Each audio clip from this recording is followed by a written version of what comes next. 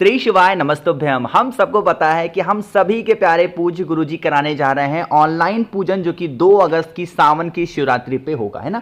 तो काफ़ी ज़्यादा लोग ये परेशान है कि भैया जो भी चीज़ें हम चढ़ाएंगे पार्थिव शिवलिंग के ऊपर, जो मिट्टी का शिवलिंग हमने बनाया है, जैसे कि मिठाई हो गया और फल हो गया, इनका हम क्या करें। क्या इन मिठाई को, इन फल को हम अपने घर में प्रसाद के तौर पर खा सकते हैं, किसी को दे सकते हैं, या विसर्जन करना है, या फिर जो भी चीज़ें हमने चढ़ाई थी उनमें से कौन कौन सी चीजों को अपने घर में रखना है और कौन सी चीजों का विसर्जन करना, बहुत ही विस्तार से बताऊंगा। वीडियो को पूरा देखिएगा और अंत तक देखने की कोशिश करिएगा, ठीक है ना। देखो, मुझे पूरी उम्मीद है कि आप सभी लोगों ने पार्थिव शिवलिंग की पूजन की पूरी तैयारी कर ली होगी, और जितने लोग वीडियो को बाद में देख रहे हैं आप सभी लोगों ने अच्छे तरीके से पार्थिव शिवलिंग का पूजन भी कर लिया होगा, ठीक है ना। लेकिन बात यही फंसती है आकर के कि भैया जो भी पूजन सामग्री आपने बताई थी या फिर पूज्य गुरु जी के द्वारा हमने सुनी थी, उनमें से सभी चीजों का हम करेंगे क्या, ठीक है ना। जिसमें से सबसे पहला नंबर आता है मिठाई का, है ना। ध्यान रखिएगा एक चीज का, जब आप पार्थिव शिवलिंग का पूजन कर रहे हो, वहां पे कहते हैं पूज्य गुरु जी या फिर जो भी वहां के ब्राह्मण देवता होते हैं सीहोर के,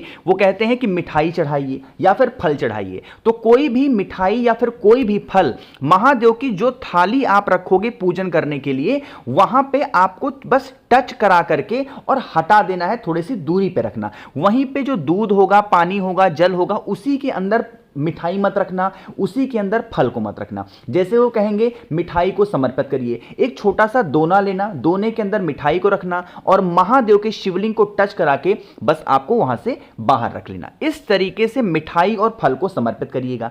जब आपकी पार्थिव शिवलिंग की पूरी पूजन समाप्त हो जाएगी, पार्थिव शिवलिंग की पूरी पूजा खत्म हो जाएगी, उस टाइम पे आपके घर के किसी भी सदस्य को, ना ही इस पृथ्वी पे रहने वाले किसी भी सदस्य को, महादेव को चढ़ाई हुई कोई भी मिठाई या फिर जो भी आपने कितने भी प्रकार के फल ले लिए होंगे, किसी को भी प्रसाद के तौर पे नहीं खाना, क्योंकि महादेव को चढ़ाई हुई कोई भी चीज हमें खुद ग्रहण नहीं करना चाहिए। बात आती है तो भैया हम उसका करेंगे क्या, वैसे तो हमारे घर में पड़ी रहेगी तो खराब हो जाएगी, क्या उसे हम नदी, तालाब, सरोवर, कुआं, बावड़ी में विसर्जन कर सकते हैं? तो इसका जवाब है नहीं। आपको क्या करना होगा, जो भी आपने फल चढ़ाया है या फिर जो भी आपने मिठाई चढ़ाई है, पहली बात तो यह है कि आपको इसे किसी भी व्यक्ति को खाने के लिए नहीं देना, अपने घर में प्रसाद के तौर पे। इस चीज को बहुत ध्यान से सुनिएगा, ठीक है ना। दूसरी बात, आपके घर के आसपास में कोई भी गौ माता आती हो, कोई भी गौ माता आते हो, नंदी बाबा हो या फिर कोई गौशाला हो आपके घर के आसपास में, उनको ले जाकर के, चाहे वो फल हो चाहे वो मिठाई हो, नंदेश्वर महादेव के नाम से आपको खिला देना है। कौन से महादेव?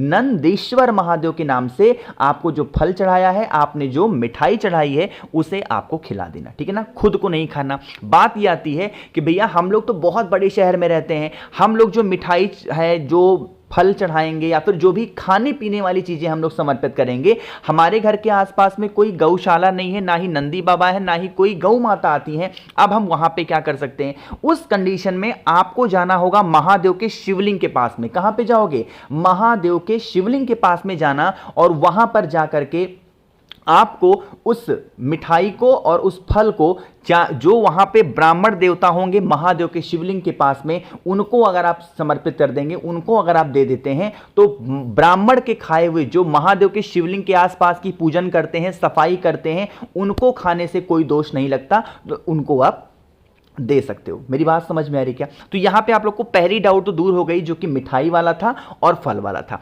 दूसरा डाउट दूर करते हैं। पार्थिव शिवलिंग की पूजन करते टाइम ने आप लोगों ने बहुत सारी चीजों को चढ़ाया होगा, सुपारी चढ़ाया होगा, पान चढ़ाया होगा, काला तिल, जो भी चीजें हैं, बहुत सारी चीजें, सब कुछ आपने चढ़ाई होगी। बात ये करते हैं, चाहे वो काले तिल हो, चाहे वो चावल का दाना हो, चाहे वो काली मिर्च हो, चाहे वो कमल गट्टा हो, चाहे वो गेहूं के दाने हो, इन्हें हम करेंगे क्या? इन सभी चीजों को आपको लेके जाना है किसी भी नदी, तालाब, सरोवर, कुआं, बावड़ी के पास में। इन सभी चीजों को पार्थिव शिवलिंग के साथ में ही ले जाकर के विसर्जन कर देना। बात यहां पे एक और फंसती है, हम लोग तो भैया बहुत बड़े शहर में रहते हैं, हमारे घर के आसपास में कोई नदी, तालाब नहीं है, और ना ही हमारे घर वाले हमें नदी, तालाब, सरोवर, कुआं, बावड़ी के पास में जाने देंगे। तो पहले तो यहां पे ये सुन लो कि इन सभी चीजों का जो विसर्जन होगा, उसको पुरुष भी कर सकते हैं, उनको बच्चे भी कर सकते हैं, और उनको घर की स्त्रियां भी कर सकती हैं। किसी के लिए कोई रोक टोक नहीं है। स्त्रियों में से चाहे वो कुंवारी हो या फिर कुंवारी नहीं हो, हर कोई इंसान पूजन कर सकता है, विसर्जन भी कर सकता है।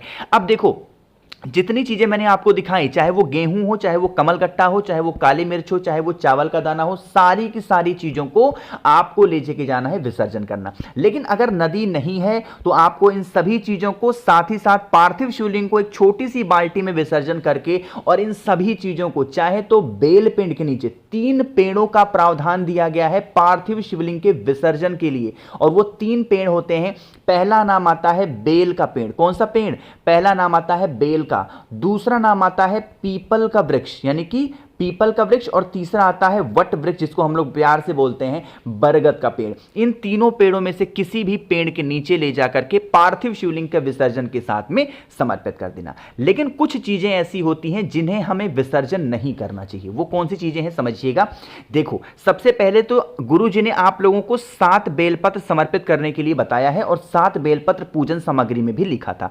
7 बेलपत्र जब आप पार्थिव शिवलिंग के ऊपर समर्पित करोगे, जब पूजन आपकी खत्म हो जाएगी तो पूजन खत्म होने के बाद में 7 में से 1 बेलपत्र उठा लेना और अपने घर में ले जाकर के रख देना। इससे महादेव की कृपा जो है वो आपके ऊपर हमेशा बनी रहेगी। कोई भी तकलीफें, कोई भी प्रॉब्लम आपके घर में कभी भी प्रवेश नहीं कर सकती। ये तो बात हो जाती है बेलपत्र की। दूसरी बात ये कर लेते हैं, जो सुपारी होगी ना, गुरुजी ने कितनी सुपारी बताई थी? पहली लिस्ट जब आई थी तो उसमें 2 सुपारी बताई थी, और जो मैंने दूसरी लिस्ट आपको नई लिस्ट बताई थी उसमें 3 सुपारी की बात कही गई है। तो 3 सुपारियों में से कोई भी सुपारी विसर्जन नहीं की जाती है। जो 2 सुपारी होगी, उन 2 सुपारी को आप किसी भी वट वृक्ष के नीचे ले जाकर के रख देना, और जो 1 सुपारी होगी, उस 1 सुपारी को आप अपने घर में जहां पे पूजन पाठ करते हो, जहां पे पूजा करते हो, उस स्थान पे आपको ले जाकर के चुपचाप रख देना है। ठीक है ना, समझ रहे मेरी बात को।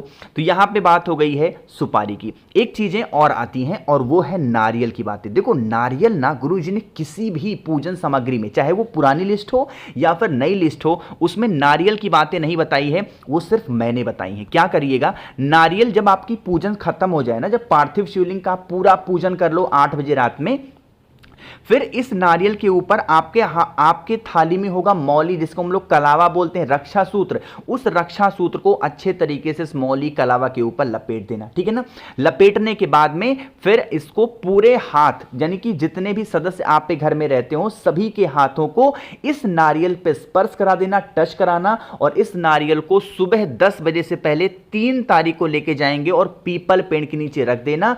इसे अपने घर के अंदर नहीं रखना है। इससे क्या होगा, अगर इस वाले उपाय को आप करते हैं तो आपके घर में कभी भी पितृदोष जैसी कोई भी समस्याएं आपके घर में कोई भी प्रॉब्लम क्रिएट नहीं कर सकती। ठीक है ना, तो जितनी चीजें मुझे पता थी आप लोग को मैंने समझाया है। बस एक चीज का ध्यान रखिएगा, जो भी चीजें खाने पीने वाली होंगी आप समर्पित कर रहे हो महादेव को, चाहे वो पूजन की लिस्ट में हो या फिर पूजन की लिस्ट में नहीं है, कोई भी चीजों को किसी भी नदी, तालाब, सरोवर, कुआं, बावड़ी में नहीं डालेंगे। एक चीज का ध्यान रखिएगा, मैंने क्यों कहा कि गेहूं आपको डालना है? जो मछलियां होती हैं, जैसे पृथ्वी पे जो लोग जमीन पे रहते हैं, जैसे गौ माता हो गई, कुत्ते हो गए, ये सब किसके प्रतीक हैं? पितृ के। ठीक है ना, और जो नदियों में रहती हैं मछलियां, वो किसकी प्रतीक होती हैं? पितृ की। इसीलिए जब हम विसर्जन करते हैं तो गेहूं के दाने को, चावल के दाने को मछलियों के लिए डालते हैं, ताकि हमारे घर से जो पितृदोष की समस्याएं चल रही हैं या चलने वाली हैं वो सारी समस्याएं खत्म जरूर हो जाएंगी। ठीक है ना, तो कोशिश की मैंने समझाने की। बाकी इसके बाद भी अगर आपको कुछ समझ में नहीं आया, मुझसे कुछ पूछना है, नहीं समझ पा रहे हो, तो नीचे कमेंट सेक्शन में पूछ लीजिएगा। मैं अपनी तरफ से पूरी कोशिश करूंगा आप सभी को रिप्लाई करने में। और एक भी छोटी से छोटी गलतियां मत करना। पार्थिव शिवलिंग का निर्माण आपको रात को 7 बजे पूजन होगी, 7 बजे से पहले यानी कि सुबह 12 बजे से पहले तक आपको पार्थिव शिवलिंग का जो निर्माण है वो आपको कर लेना है। और उसके बाद में जब पार्थिव शिवलिंग सूख जाएगा, अच्छे तरीके से पूजन आपको कर लेना होगा। ठीक है ना, मेरी बात समझ में आ रही है ना? तो कोशिश जो की है अच्छा समझाने की। वीडियो पसंद आई हो तो लाइक करिएगा। कुछ पूछना है, नहीं समझ में आया, नीचे कमेंट सेक्शन में पूछ सकते हैं। मेरे जितने भी भाई बहन आवाज़ मेरी पहली बार सुन रहे हैं, चैनल को ज़रूर सब्सक्राइब करिएगा। और अगर मुझसे बातें करनी है तो फॉलो कर सकते हैं इंस्टाग्राम पे द नेचुरल प्लैनेट 108 सर्च करके। श्री शिवाय नमस्तुभ्यम।